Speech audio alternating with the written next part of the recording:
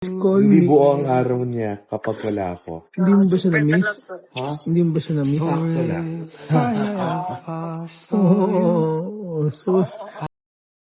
Bakit nga ba hindi araw-araw nasa Eat Bulaga si Bimby Aquino? Heto ang posibleng dahilan. Mga kachika, marami ang nagtatanong ngayon, bakit nga ba hindi araw-araw napapanood si Bimby Aquino sa Eat Bulaga? Gayong tuwang-tuwa ang mga manonood sa kanyang tandem kasama si Riza May Dizon. May ilang netizens ang nagsasabing baka strategy ito ng programa upang hindi agad magsawa ang mga manonood at para mas exciting ang bawat paglabas ni Bimby.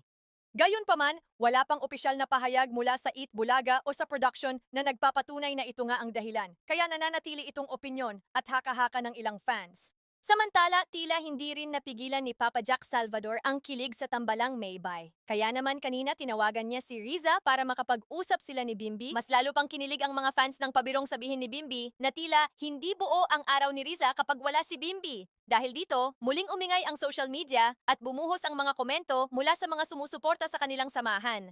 Kung ano man ang plano ng programa, isang bagay ang malinaw, tuwing magkasama sina Bimby at Riza, hindi nawawala ang good vibes at kilig na hatid nila sa kanilang audience.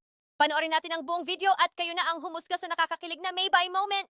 Before I got COVID, a few months ago, every week ako, like, almost every other day ako sa gym for MMA, mixed martial arts. Yeah. Dalhin ko si Raisa.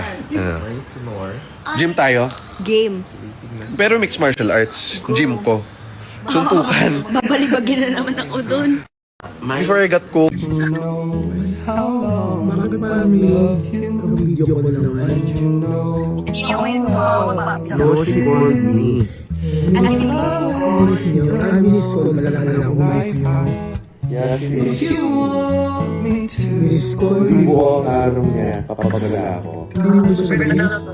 Hindi mo ba siya na-miss? Sakto na. Oo. Sus.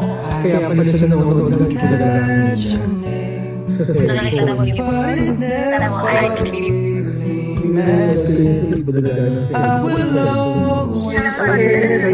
Ready now.